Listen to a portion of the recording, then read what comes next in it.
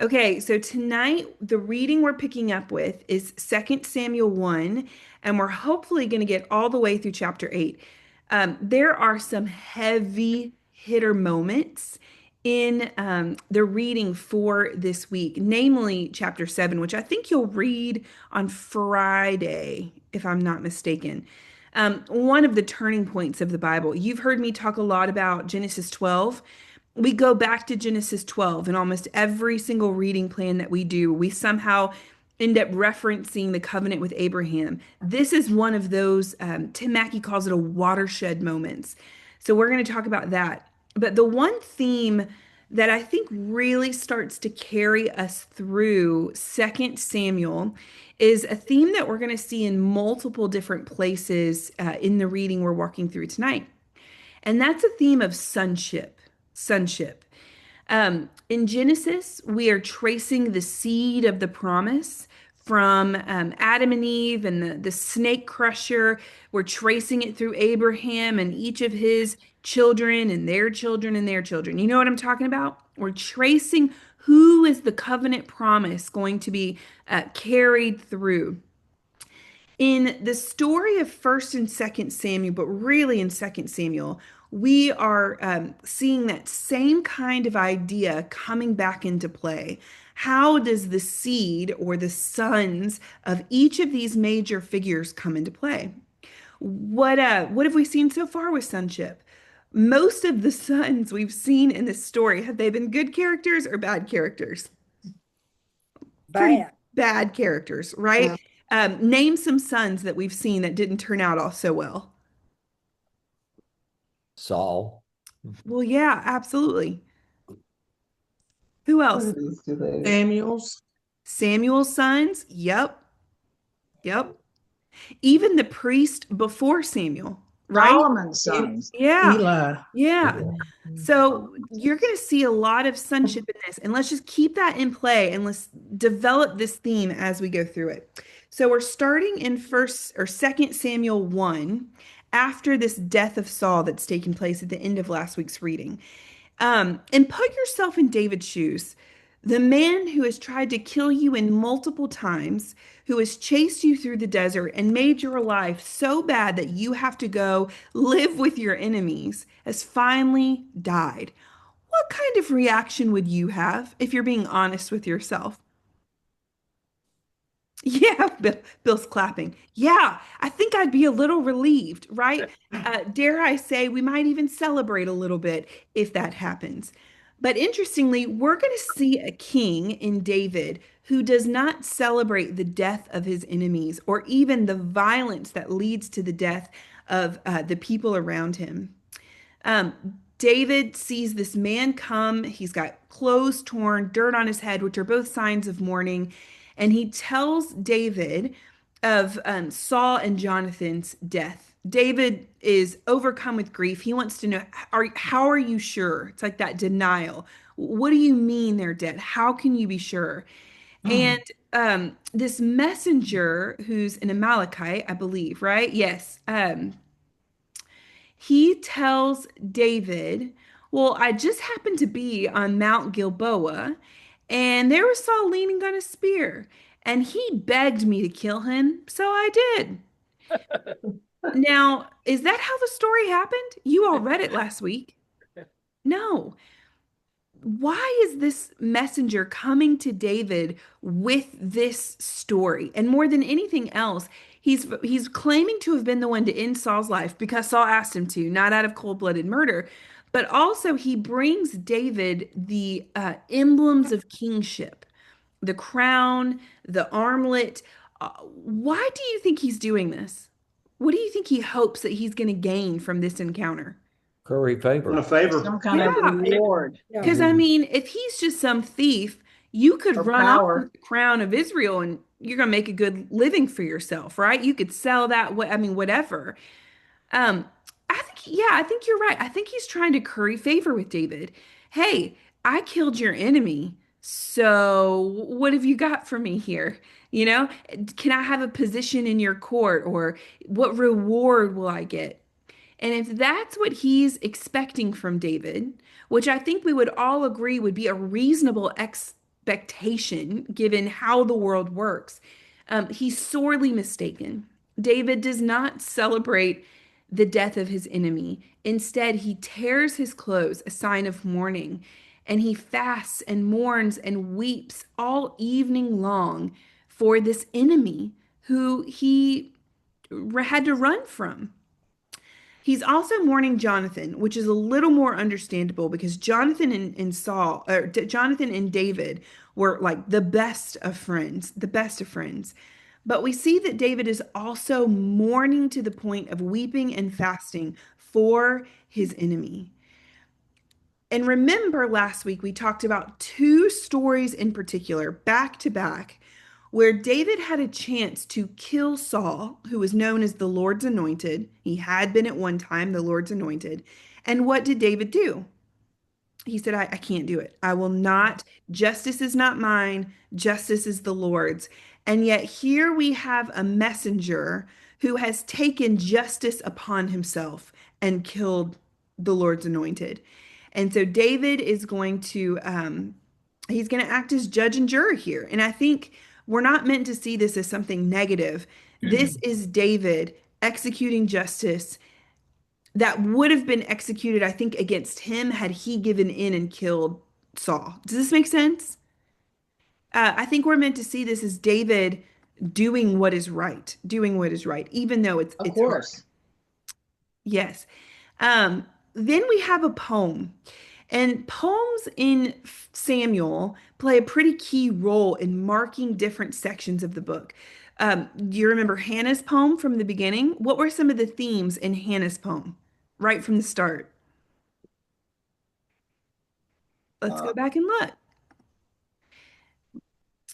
There is none holy like God the is our Lord, rock, and none yeah. beside you. There's no rock like our God.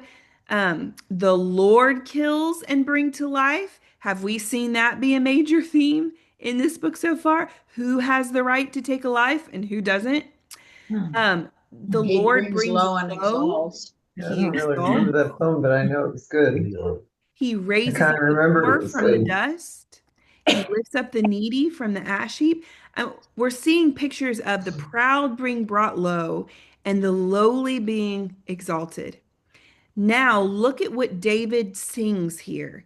How the mighty have fallen, how the mighty have fallen, how the mighty have fallen. Do you see the themes carrying through this book? What Hannah's poem foreshadowed has now come to pass. Um, David inquires of the Lord.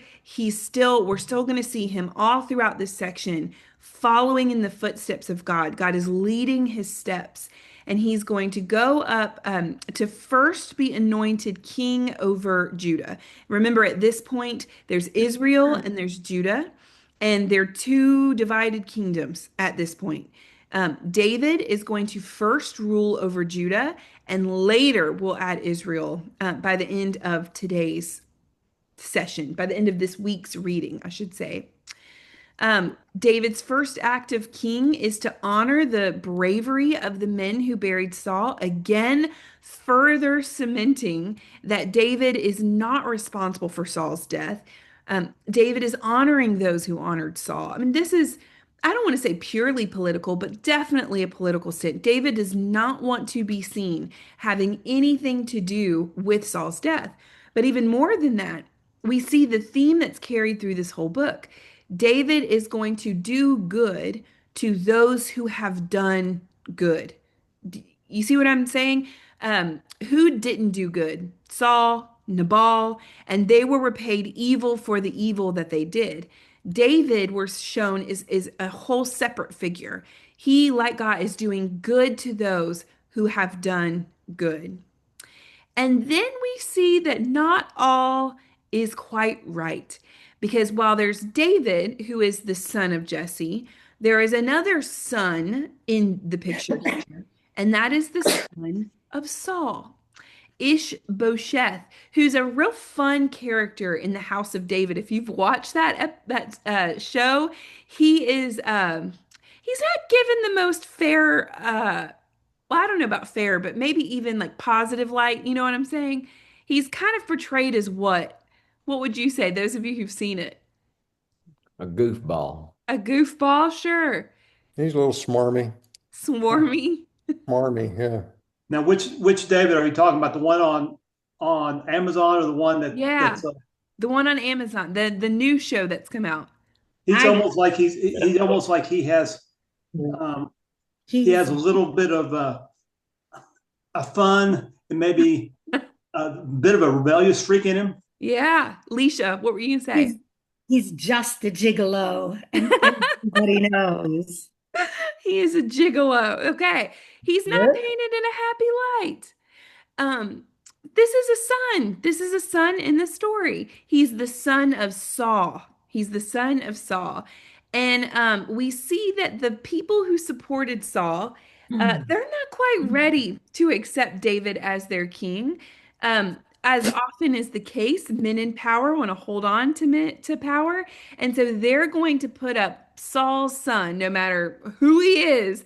They're going to put him up and elevate him as king to try and hold on and consolidate this power. So they make Ishbosheth, Saul's son, king over Israel. Then we're going to see two battles. And again, sons in the picture here. Throughout the story thus far, who is the main source of rivalry? Who are the two rivals in the story? Saul and David. Saul and David. And what is often the case with rivalries is they're passed down to other people. They never just stay between two people. It's like the Hatfield and the McCoys. Everybody else has to get involved. Romeo and Juliet. Who are the two houses? What is it? Montague and Capulet. Capulet. Capulet. Yeah, see, That's the literature is doctor. my thing. You say, like this kind of rivalry always becomes bigger than the two people who I was originally reading started this. it. Oh, okay. I didn't even. And here, oh, okay, hold on. Here we have that same thing starting to take place. Just remember, if you're not answering a question, go ahead and put yourself on mute, or I'm going to have to deploy the mute all option, which I cannot remember right now how to do. So we have Abner. It's almost like lines are being drawn in the sand. We have David and all of his crew, and now we have Saul's kind of the remainder of his household, including his son and including one of his big commanders, Abner. And Abner is he's kind of holding on to power too. In fact, we're going to see in a minute how he is even taking up with one of Saul's concubines, Oh, which yeah, we concubine, see yeah. as a grab towards power. So we have this interesting story that I think highlights the civil war that's going on, where the two parties come together, and it's not clear if they're like just hanging out at the side of the pool, but either way, there's like a contest. They're competing. This Hebrew word has a connotation of play, but it also has the connotation of like a contest. So these two sides are going to compete against each other, and they break out in groups of 12. I mean, the significance here is very clear. We are vying for who is the rightful king over Israel. Is it the Benjamites and Saul, or is it the servants of David? Who really is in control of this kingdom? Who should be? And this contest, they say, is a way for them to figure that out. Now, David's crew pulls ahead, and Abner and the 12 of Saul's house are beaten back, but that's not where it ends. As often is the case, violence begets more violence. This is one of the big themes that we see in this week. If you want to put a stop to cycles of violence, someone has to be willing to sacrifice to make that happen. And as we see, the characters in the story thus far are unwilling to stop the cycle. And so they perpetuate hurt people, hurt people. And so we have this contest, and one of David's crew is going to pursue Abner, and he ends up it gets him killed. He goes against Abner. He doesn't he falls dead. His name is Ashael. And then his family, Joab, takes up the charge and pursues Abner. Again, violence begetting violence, begetting violence. When you read these sections, you should almost be calling back to the very early chapters of Genesis, where it's just a downward spiral to the flood story. The evil of humanity continues to build upon each other from the very first murder all the way down. Abner begs for them to cut it out. They do, and Abner crosses over the Jordan. This is an anti-crossing over the Jordan. He's going the opposite way, out of the promised land, into exile, into foreign nations. Then we go back to the scene where Saul's son is on the throne. And by the way, we're given this little vignette of all the different sons that David has. So already, Saul's sons and David's sons, right? We're just seeing this idea of sonship continue. And we're not told now, but in the name of all of David's sons, one of them, Absalom, is going to be a huge figure toward the end of this story. Who knows what Absalom is famous for?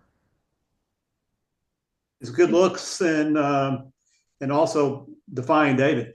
Yes, this is the son of David, spoiler alert for the rest of the book, who is going to lead the rebellion against David later in his life. So this is a theme that continues on throughout the book. The sons of fathers who end up rebelling against their fathers. Now, I don't want to give this away too much, but I'm just going to plant the idea in your head. Can you think of other sons, maybe sons of Israel, who end up betraying or rebelling against their father? And remember, the entire nation of Israel is said to be the sons of who? God. Do the sons of Israel betray their father? So in all of the Hebrew Bible, there's a pretty interesting idea we see where the sons end up coming back and betraying their fathers. So David's son is going to do that.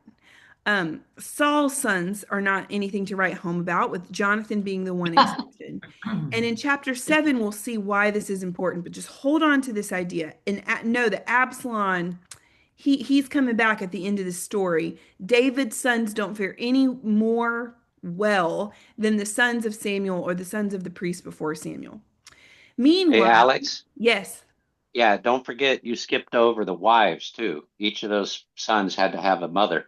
Yeah. Is David, he's just like racking up wives like Uno cards. I don't even know. It's crazy. And this is before the concubines come in too. That's right? exactly right. Yes. Right. And again, it just bears saying, just because this is in the Bible does not mean the Bible paints this in a good light.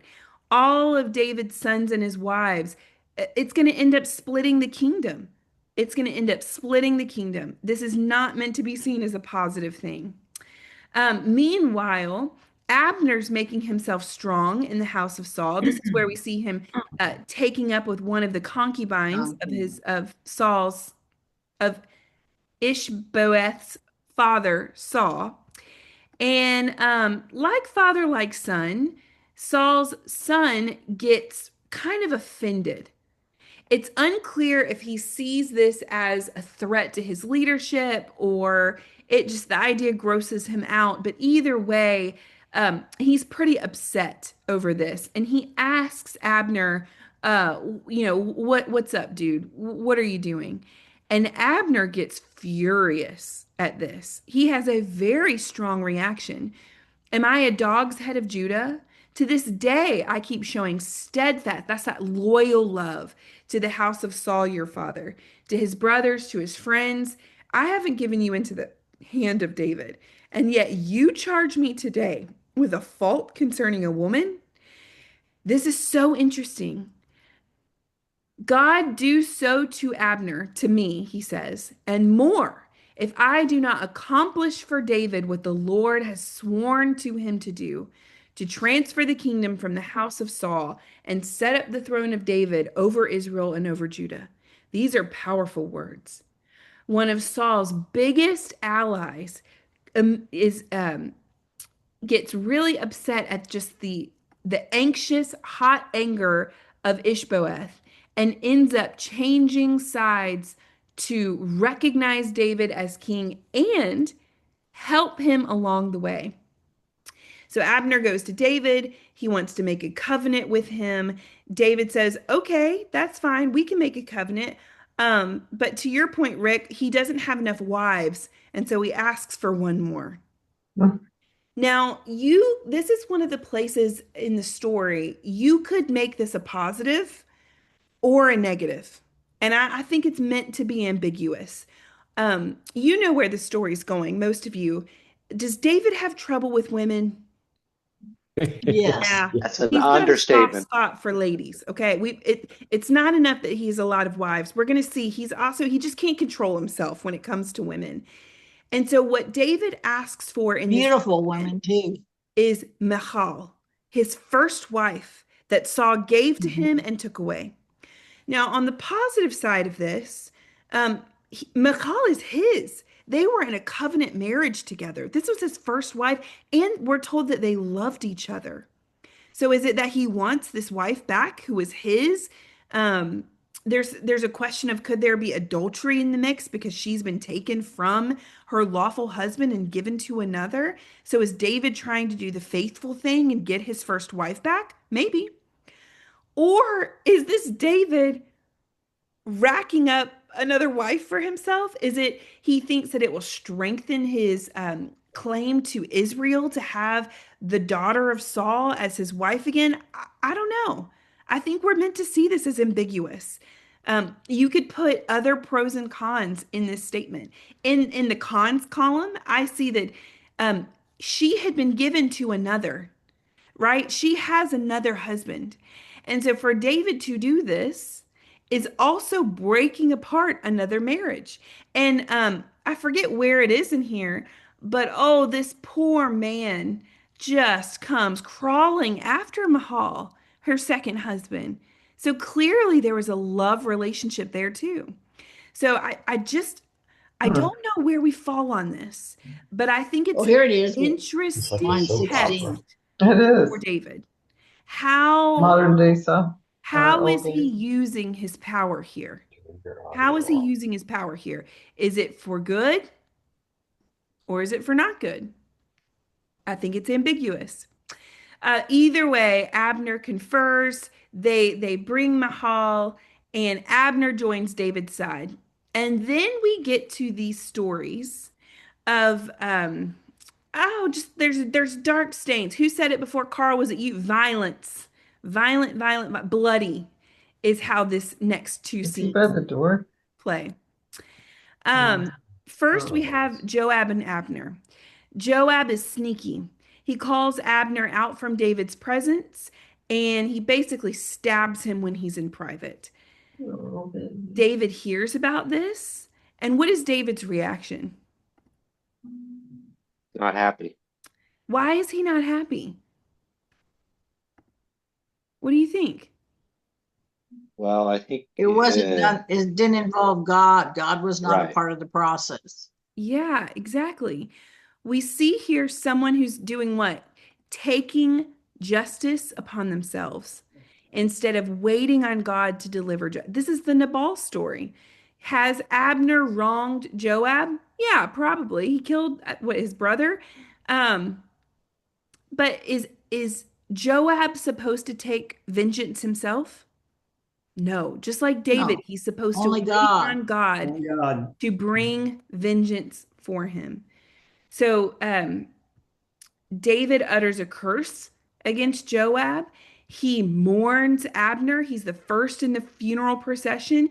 And he makes Joab mourn Abner as well. And this is an interesting line. Should Abner die as a fool dies? This word fool is Nabal. It's that should this man have died like Nabal? No, no. This was a mighty warrior, a good man, David says, and he is heartbroken that this violence has begetted more violence that led to Abner's death. Then we see that Saul's son is not immune to this same thing. There are two commanders who are close with Saul. Saul's son had two men who were captors of raiding bands, Banal and Rechab. And I'm probably pronouncing those very wrong. So look at how the story paints this. Jonathan, the son of Saul, had a son who was crippled. He was 5 years old. He flees. Okay. Now the sons of these two commanders, they set out in the heat of the day, and they come to the house of Saul's son, the king in Israel, Ishbosheth, and he's resting in his bed, resting in the cool of his house, and they stab him in the stomach. Same thing as what happened up here with Joab. Both of them stabbed in the stomach. Make sense? Again, the fight that started with the fathers is now being passed on to the sons. What does David say when he hears about this? As the Lord lives, who redeemed my life out of every adversity, when he told me, behold, Saul is dead, and thought he was bringing good news. He's talking about that messenger who told him that he killed Saul. I seized him, killed him at Ziklag, which was the reward I gave him for his news. How much more, when wicked men have killed a righteous man in his own house on his bed, shall I not require his blood at your hand and destroy you from the earth? Again, David is acting as the judge over God's people. There is a wrong that has been done very clearly, and David, as the mediator between God and the people, is going to enact this justice. And he kills these two men who killed the son of Saul. Then, after this, David is anointed king, not just over Judah, but now he's going to be anointed the king over Israel. The tribes of Israel come to David at Hebron. They give him their loyalty. They say, you shall be shepherd of my people Israel. Prince, this is what the Lord had promised. So all the elders of Israel come to the king at Hebron. King David made a covenant with them at Hebron before the Lord, and they anoint David king. David is 30 years old when he begins to reign, and he's going to reign for 40 years before things get a little hectic. At Hebron, he reigned over Judah 7 years, and in Jerusalem, he reigned over all of Israel and Judah for 33 years. Then David is going to come to Jerusalem, and he's going to establish his capital. How many of you have been to Israel? Do you remember when you go to Jerusalem, you can also visit what's called the City of David? Yeah, that's the original site of Jerusalem. That's what they're talking about right here. The piece of Jerusalem that was there in the beginning, the City of David. David is going to become greater and greater and greater as he builds up this city. And just look at this interesting little drop in the bucket of this chapter. There's a king of Tyre who sends messengers to David, and cedar trees and carpenters and masons. And what do? They build David a house. How interesting. Is building a house going to come into play here in just a little bit? And David takes this as a sign that the Lord had established him king over Israel and that he had exalted his kingdom for the sake of his people. Oh, look, David's going to take more concubines and more wives from Jerusalem. Interesting. David has a soft spot for women, and we'll read next week how that bears out for him. And by the way, here are all the sons that were born to him there. Is this one going to come into play? Oh. So I just noticed this, but in this chapter or in this section of reading, we have two lists of sons of David. In the first list, one who's kind of in the middle of the list is Absalom, who's going to end up being a thorn in David's side. And then in this list, toward the middle, we have Solomon. And what is Solomon going to end up being to David? Beloved son who builds the temple. So already the biblical story is framing for us in David's early reign two lines, two sons, the wicked, rebellious son and the faithful son who is going to have his own issues, right? But is going to move things forward and do some pretty great things. He's going to have wisdom and who will also have a soft spot for women and concubines. The apple doesn't fall far from the tree, but who will move the ball forward in very positive ways. David defeats the Philistines. They keep coming up against him. This is all stuff that you can easily read. We talk about it a little bit in the email, but I want to get to chapter 6 because we have two important stories to cover before we wrap tonight and only less than 30 minutes to do it. So we get this interesting story about the Ark of the Covenant, which we've seen before in 1 Samuel, how God's people have misused the Ark of the Covenant. And in some ways, it preceded all of the stories about how the king Saul was going to do.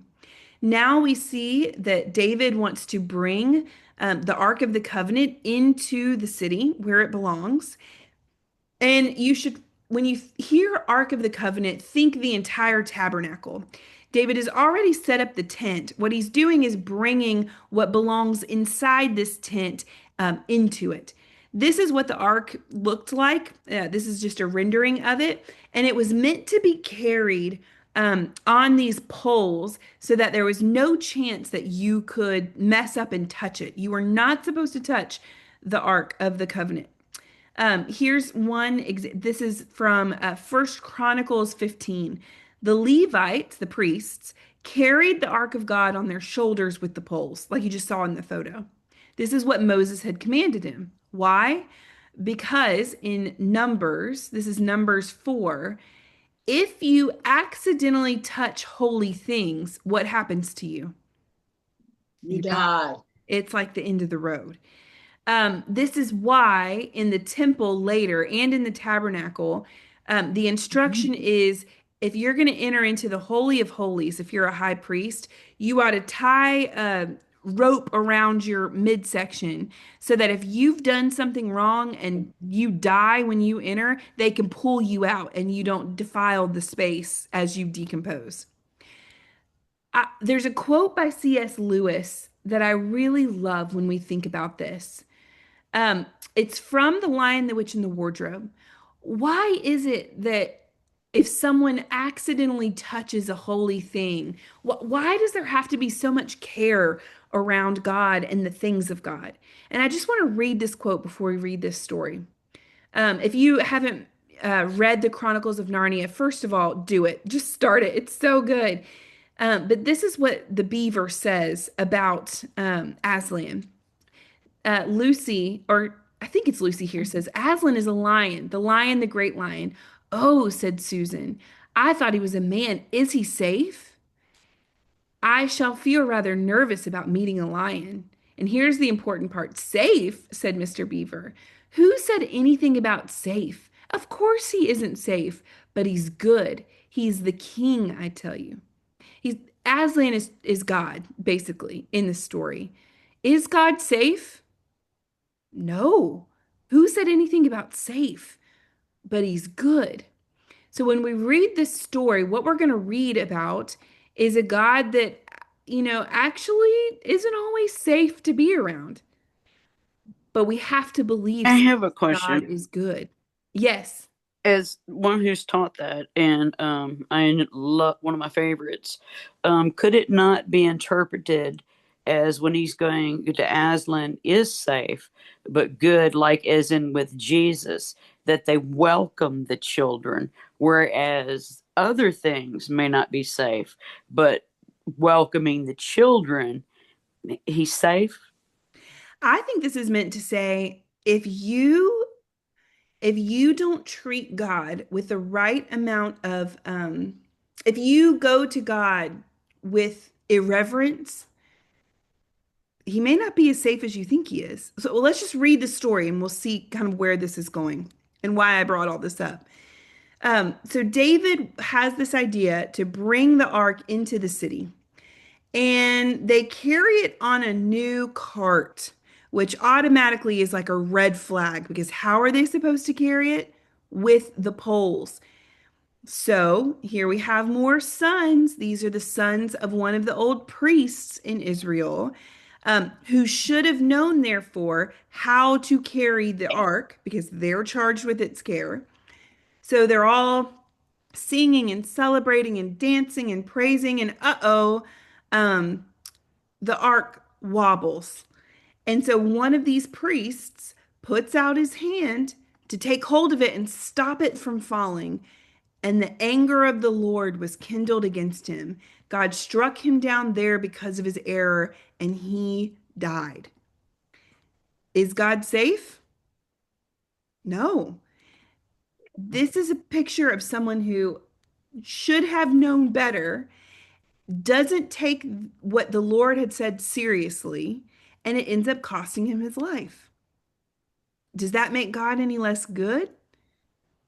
I mean, that's what we have to wrestle with here.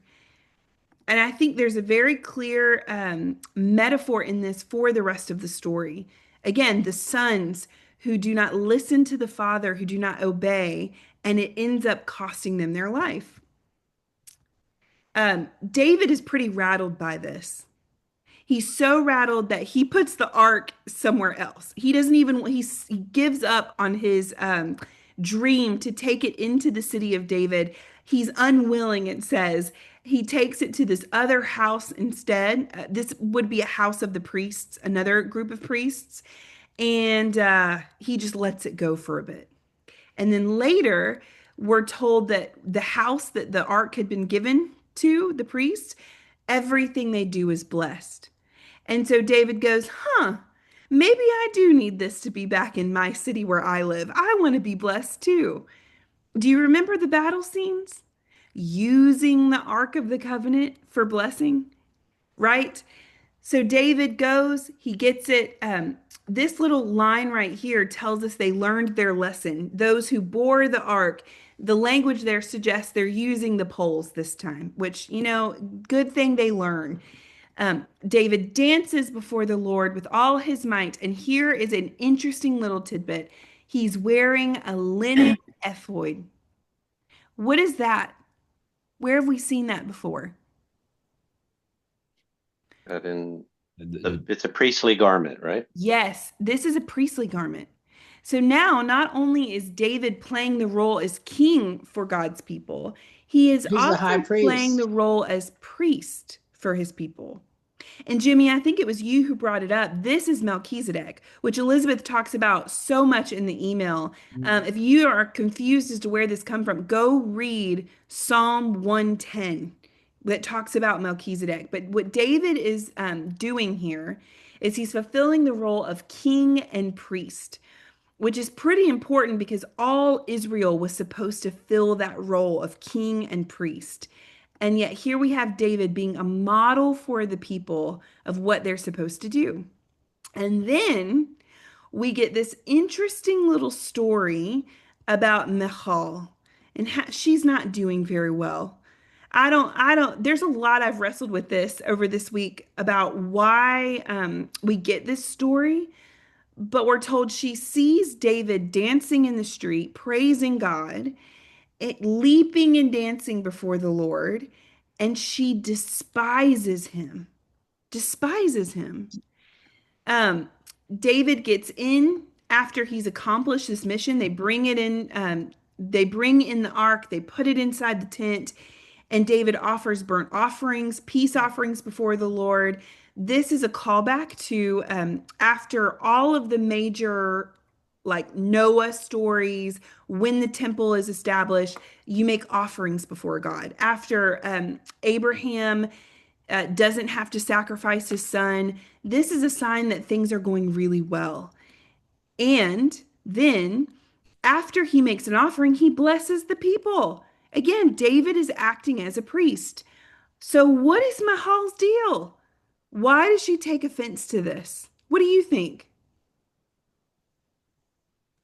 And here's it in her own words.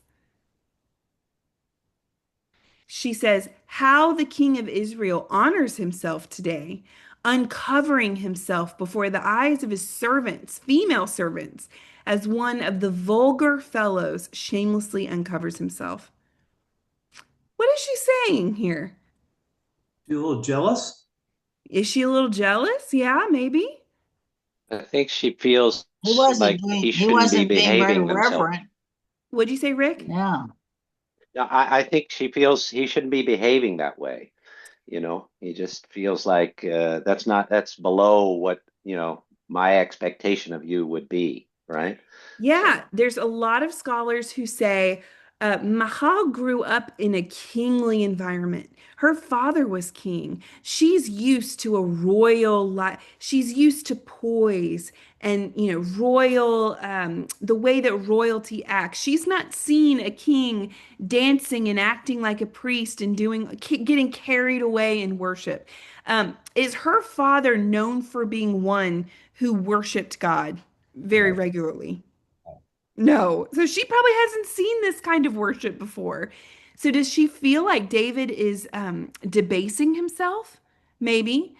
Do we know that David has some issues with females? Mahal has been stripped from her first husband, stripped from her second husband, given to David, who is collecting a harem for himself. I think, Jimmy, you could be onto something. I think she might be a little bit jealous. Oh, so you're going to go and parade yourself in the Are you collecting even more concubines here, David? And there's all kinds of things that you could argue with here as to like the meat of why she's upset. Is it possible that she's just bitter? Her life has not been easy. She's lost her father, she's lost her brothers in brutal ways. She has watched her father lose the kingdom. She watched him go insane. Again, she was taken from both of her husbands, given to David. It's not like David is monogamous with her. I think there's a lot going on beneath the surface. Hurt Right. begets hurt begets hurt. We see the cycle of violence in the story, and now we see Mahal, who is also struggling with what's happening here. Many scholars will say what she's really upset about is David making a fool out of himself. He seems to be making a fool of himself. And so, what David responds to her, he says, "Look, I'm not dancing before all these ladies. It's not for them. I'm not trying to get their attention. I'm doing this for God, who chose me above your father, by the way," which, ouch, David, little intense statement there. He appointed me as prince over Israel, which award for David for calling himself a prince and not a king, as we've studied. He says, so I'm going to celebrate. I'm going to celebrate before the Lord. I'm going to worship him. And by the way, I will make myself more contemptible than this. I will debase myself more in your eyes if you think that that's what this is. But by the female servants of whom you have spoken, by them I shall be held in honor. So we have another example of the high and mighty Mahal, the daughter of the original king, who is being brought low. And David says, the female servants, they're going to honor me and be brought high. So David is the same example of the high and mighty being brought low and the low being brought up is happening in this story as well. Okay, I want to pause here before we get to chapter 7 because that's going to take the rest of our time. Thoughts, questions, comments? How are we feeling right now? The story, it's like a lot of blood and weird stuff going on. In this story of Mahal, maybe I've read this into it, but I assumed that the linen garment was see-through. She saw that as vulgar in front of the lady servants, already knowing he'll jump to any woman. He's displaying himself to them. I mean, I find a lot in this where I have a hard time seeing David as this honorable paragon of virtue. Totally. I mean, oh, he mourned over this guy that died. Then he goes out and kills 20,000 soldiers. Then he lays them down, kill two, let one live, kill two, let one live. he hamstrung the poor horses, Yeah. which is a vicious, mean act to Yep. an animal. I mean, he's not a nice guy. I think he's a complicated guy. I will say, I think it would be problematic if this is a see-through garment because who is this garment worn by most often? The priests of Israel. Priest. But it went, I don't think they're going to be wearing see-through garments.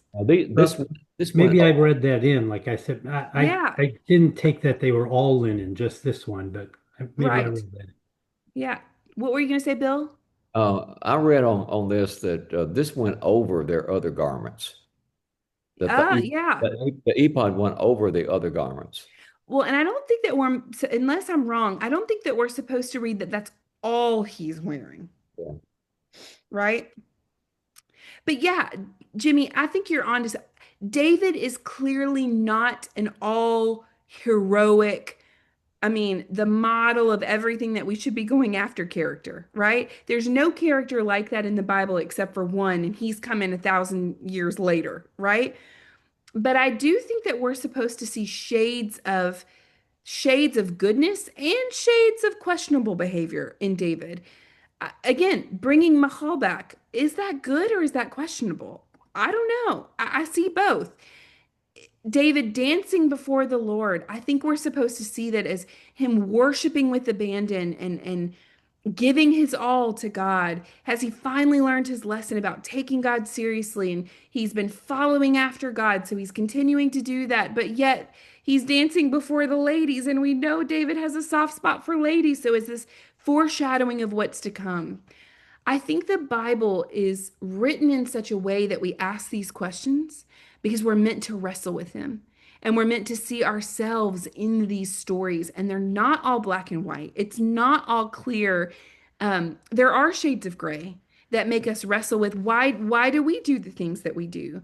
Why do we worship God? How do we worship God? Are we willing to be made a fool of in the eyes of others? Do we look down on how people worship because it looks foreign and funny or foolish to us? We're meant to wrestle with all of these questions. What else? Okay, you want to keep going? Just very, very quickly, am I right in thinking this is before the Ten Commandments and the don't commit adultery? No, the Ten Commandments would have been back long ago with Moses. The Ten Commandments were given with Moses at Mount Sinai. And so did these guys just not get the proverbial memo on the adultery thing? It's a great question.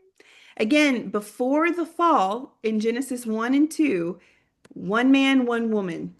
There's not like this, polyamorous stuff going on here. And every time polygamy is brought into it, it just doesn't help the situation. It's not seen as a positive add or value add to whoever is taking on multiple wives. And by the way, like we've talked about in this story, we're going to talk about it a lot here in just a second. As the father, so goes the son. David, we see, has an issue with women. Solomon is going to have an even bigger issue with women. So, well, isn't that Vicky's point from the start? Hi, Vicky. That this is basically us. We're incredibly flawed. Well, and I think we're going to see that here even more in chapter 7. The sonship talk is going to come to its fulfillment here in this next chapter. Would you say, Rick? Yeah. Aren't the tablets that Louise is referring to, aren't they inside the Ark of the Covenant? Yes, those were two of the things that would be inside. He's carrying them around. So they have the memo. They're not reading it. That's it, Louise. Yeah, and that's what I was trying to get my head around. It just seems such blatant hypocrisy for people that have spent, goodness knows how much time in previous books maintaining their love of the Lord. Yeah. Okay, let's get to chapter 7, and then we'll have another time for questions after this. So David has been living in his wonderful house that the king of Tyre helped supply for him. The Lord has given him rest. He's transitioned from a time of war, and now he just gets to be king.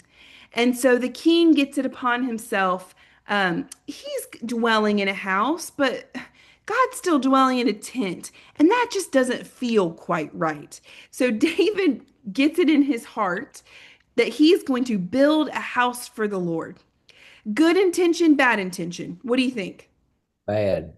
I don't know. I give him a I little more think credit good. on this I think one. I think it's a good intention.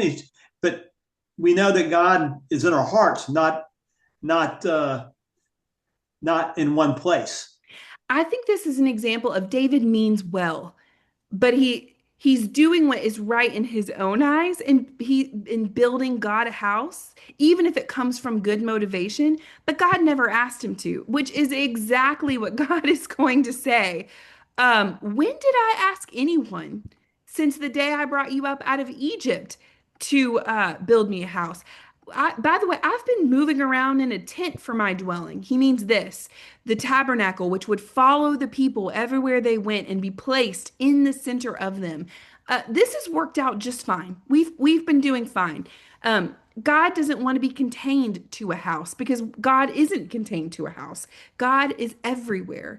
And so he tells David, okay, I didn't ask for a house. That's fine. Actually, I'm going to be the one to build you a house. I'm going to make for you a great name. Remember what God said to Abraham in Genesis 12? I will make your name great and you will bless the nations. Here we have that coming back into play. And I will give you rest from all your enemies. Moreover, the Lord declares to you that the Lord will make you, David, a house. And when your days are fulfilled and you lie down with your fathers, I will raise up your offspring. Here comes that sonship again, after you, who shall come from your body, and I will establish his kingdom. He shall build a house for my name, and I will establish the throne of his kingdom forever. At which point, all of us are thinking, what? Who does this Jesus. remind you of? Jesus. Jesus. Yeah. Hold on to that thought. I will be to him a father, he shall be to me a son. When he commits iniquity, that doesn't sound like Jesus. I will discipline him with the rod of men, with the stripes of the sons of men, but my steadfast love will not depart from him. So while I do think there are shades of Jesus in here, and that eventually what the kingdom he's talking about is the kingdom that Jesus comes to fulfill, what God is telling David is your dynasty, the seed that comes from you, is going to last forever. And there are going to be sons that come from you who are going to fall. They're Absalom, Solomon. I mean, just name a son. From this point forward, the kings of Israel are like a toss-up. If you read First and Second Chronicles or First and Second Kings, it's king after king after king after king. One's evil, one, does some good for a while. The next is evil, the next is evil. And what God is saying is, regardless, the kings who mess up, I'm going to discipline them, aka the exile is coming. But no matter what happens, my loyal love is not going to depart from your lineage. So one day, your house and your kingdom will be made sure forever. It's going to last forever. Your throne shall be established forever. So David's seed, this promise of Abraham that we traced all the way through the Hebrew Bible, is now going to be contained within David's family. And along the way, similar to how we've seen through Abraham's family, some of them are going to do some things that are wrong. And when that time comes, God is going to punish them. But then ultimately, there is going to come one from the line of David his throne will be established forever. The son of David that we see in Daniel that's talked about. Jesus is going to come from the line of David. And so all of these things talk about and foreshadow the whole line of kings from David's lineage leading up to Jesus. But what I think is interesting is this idea of a house. Where this takes its final shape in the scriptures is with who? It's with us. We studied Acts together not all that long ago, and we see that ultimately, while Solomon is going to take this promise to mean a temple, like a physical house. He's going to build this incredible temple. But what Jesus points forward to is not a house built by human hands, but a house built by his kingdom. And that house is us. We are the walking, talking temples, the place where God dwells here in this earth, not in one solitary location, be that a tabernacle that moves around or a temple in Jerusalem. But ultimately, what God is working to is a kingdom of priests who will follow after Jesus in building this house, this kingdom that lasts forever. And that is how we factor into this incredible promise. And what I find so interesting about this is if Israel was supposed to be the sons of God, that was one of their original titles, and yet they rebel. And what is the story, if not the story of sons rebelling against their fathers? And yet here we see the anointed king who is going to be faithful. He's got issues, David does. But there's another anointed king who will come who won't have those issues, who will be faithful to bring rebellious sons back into the fold.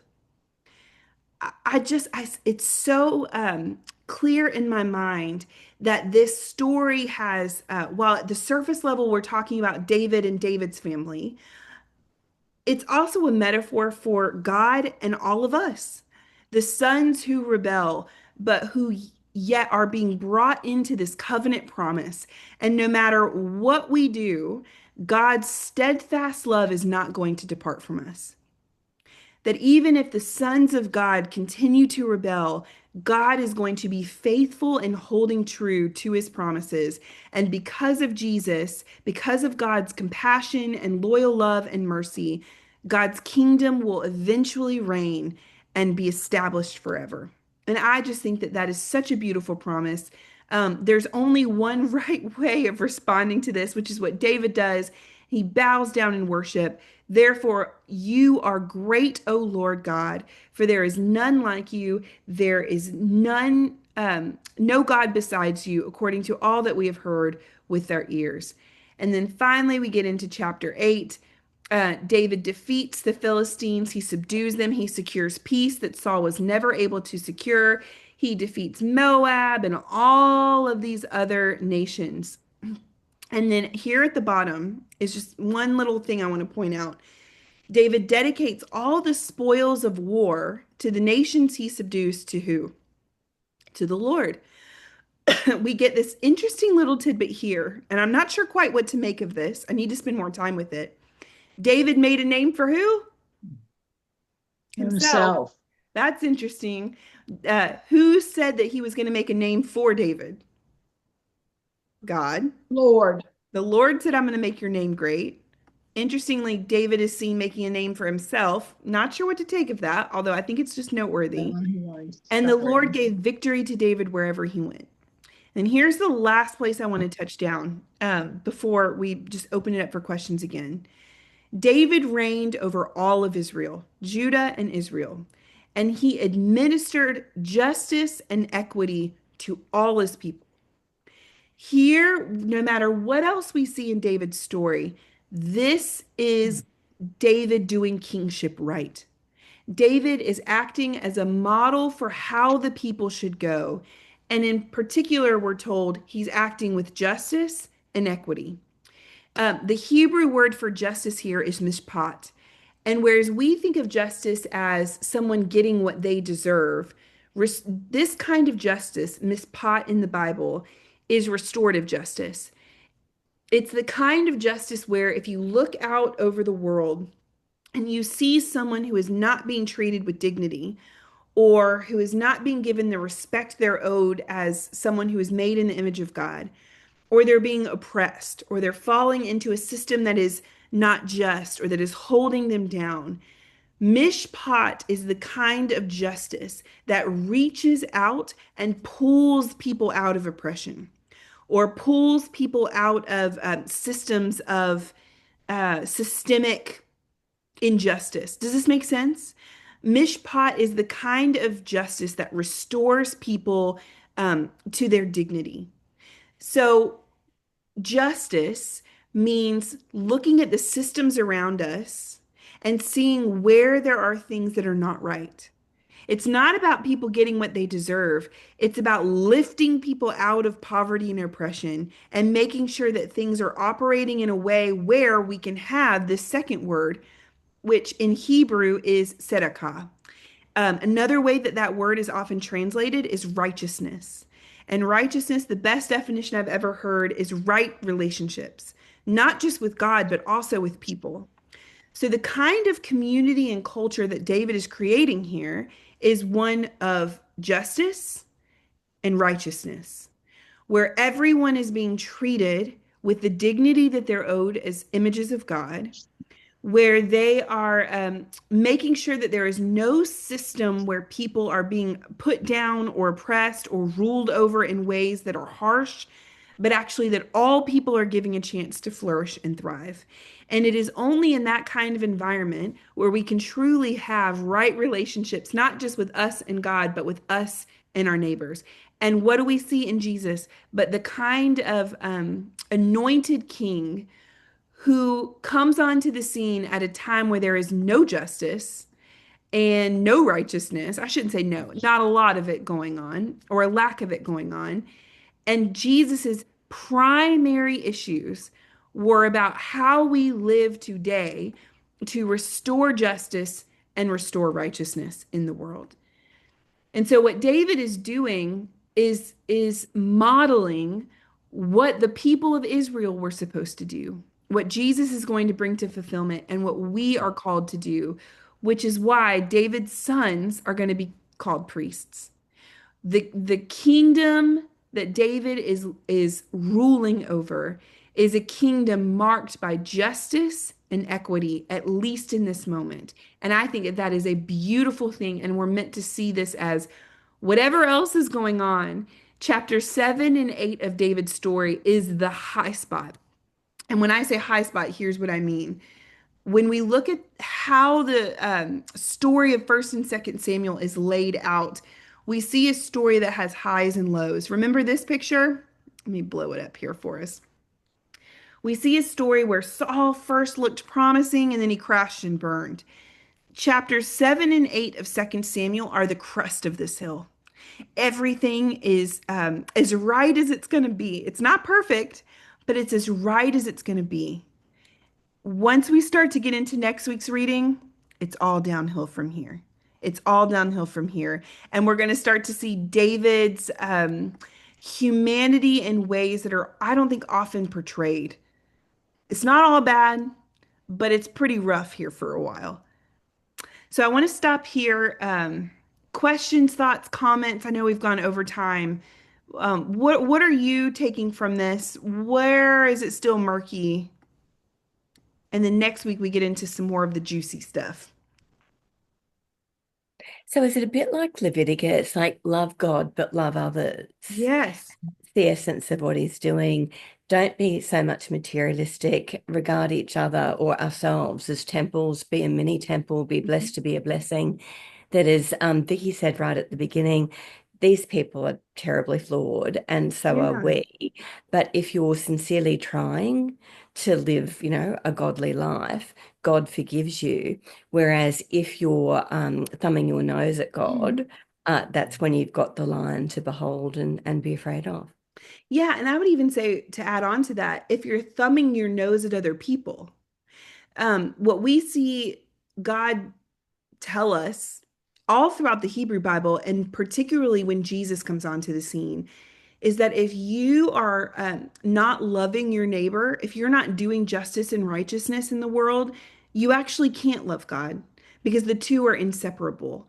And here we get a picture of an anointed king in the Hebrew Bible, in the Old Testament, who is doing that. At least for a time, everything looks like it's going really well. And what we're going to see David fail at is the second piece of that. It's the loving other people part, which is, I think, what often gets us into trouble. But yeah, it's the flawed humans, but the vision for the kingdom that David would rule over, that's going to last forever, is a kingdom where God's people are not just in tune with and in love with God, but also in tune with and in love with each other. Yeah. So I don't have to look at the bold and the beautiful this afternoon after this.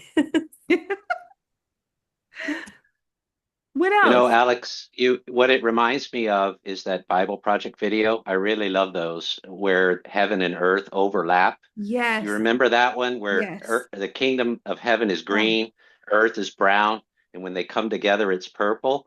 yes. I'll put the link here in the chat, but it even shows us walking around with a little tabernacle on our head. Hmm. Do you remember that? Yeah. Yeah, absolutely. And and that's the hardest part. It's you can get the feeling of the purple in the middle coming together, but when it comes to us creating the purple and turning all Yeah. the brown into purple, wow, that's the hard part. And I No, think what's interesting is we see glimpses of it happening here with David. We see glimpses yeah. of him getting it right and justice and righteousness. And yes, maybe he's the one. And then what we're going to see is no, he's actually not. And neither is any of his sons that come after until the one who is. The one who, what this story is doing is building anticipation for the one who will come to be the perfect place where heaven and earth overlap. And just like with Moses, just like with Abraham, it's like you're on the edge of your seat going, could this be? Could this be? It has all the right signs. And then we're let down.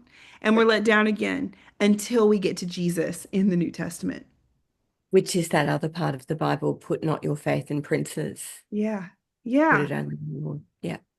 What else? I'd like to go back to the Aslan quote. Yeah. When you put it in context with the other chronicles, that it actually, when it refers to that being afraid and the strength, it referred to the queen and the cold and that which was holding the rest of the world hostage. But as you read further into the chronicles with the children were always opened, like Jesus was.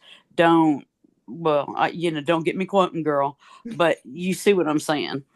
Yeah. And I think in this context, what I take from it, and maybe I'm wrong, is the idea that is God safe? Well, I mean, yes and no, right? Is God safe? Yes, we can trust God. God is good, right? But also, is God the kind of God that's going to let anything slide? No. There's still a level of healthy reverence for God. We see this all throughout the Old Testament where, again, we talked about the priest has to wear the rope going into the Holy of Holies because if you don't take God seriously, it could kill you. One slip, even well-meaning, toward the Ark of the Covenant, ends up with that guy being killed. And this is not to say that God is this indiscriminate, you mess up one time, I'm going to zap you.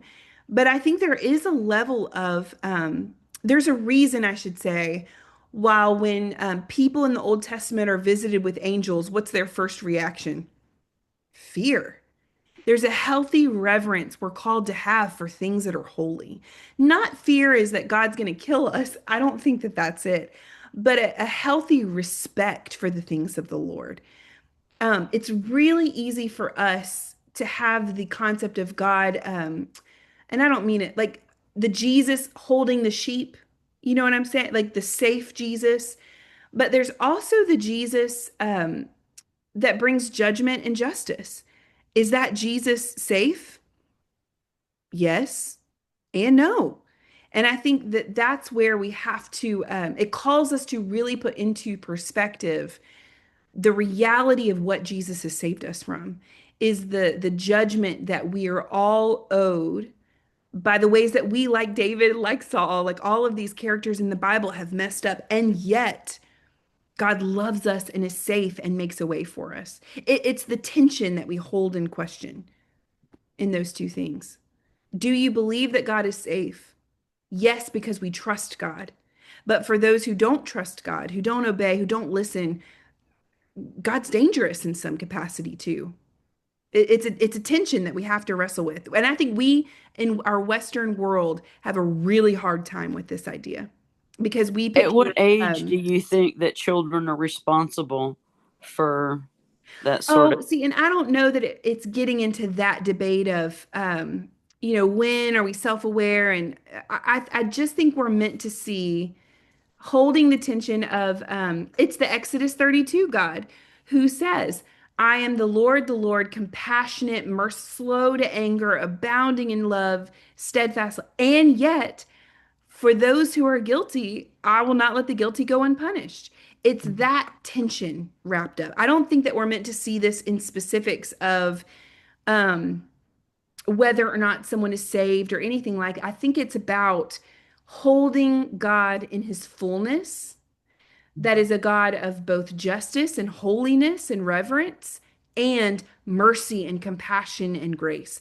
And we rightly, what's the word? We rightly exalt and pay more attention to the grace side of that for good reason, right? Because we believe that that is the God that wins out the day. But I think sometimes we're called to remember the holiness of God too, and the reverence of God. And that is a rough tension that we have to hold in place. Is this Micah what 6:8. Sorry, Micah Nick. 6:8, Alex. Micah 6:8. Yeah. Okay, I have to be honest with y'all. These were my least favorite chapters so far in our reading for this week. I don't know if you can tell. Chapter 7 is wonderful. What a milestone. Yes, great. The rest of it is just hard. It's just hard. So when the Bible makes you uncomfortable like this, what I would challenge you, what I've tried to challenge myself this week is press in, ask questions. Don't settle for easy answers. Ask your questions like I've done with you tonight. I don't know why Mahal hates David for just ask the question and put all the choices before yourself and see if one of those answers makes sense. But wrestle with the text. Don't just blow right by it or, try to spiritualize it. Wrestle with the text until you find something that resonates with you and that makes sense in the larger story. And I think there are I have lots of more questions coming from these chapters than answers, which I think is okay. And if you feel that way, you just need to know that that's okay. Ask your questions, wrestle with the text. Make sense? Okay. I would say that the stuff next week is more fun because I feel more connected to it. It's probably not fun in the sense of fun, but we're going to see David in a whole new light, next week, and we'll talk about it. Okay. Who would be willing to pray for us tonight? Jimmy, have you prayed for us yet? Did I call on you last week? You did, but if you want me to pray again, I will. I don't know why I'm drawn to you for prayer, but it was wonderful last week. Will you do it again for us? Dear God, thank you, the holy sovereign God who is clothed in majesty. And thank you for bringing all of us from all around the world, the little mini priests that are out here that are representing you, Lord, that we're learning more and more about you because we got this little foreshadowing of what a priest is and what we heard about this thing, and allow us to sit there and go forward and have this restorative justice on our hearts as we go forward and sit there and tell people about the word. And please allow us to sit there, allow our Holy Spirit guide us in whatever we do and wherever we are. And I pray this in your son's name, Jesus. Amen. Amen. All right. We'll see you next week. Thank you, Alex. Thank you, Alex. Bye.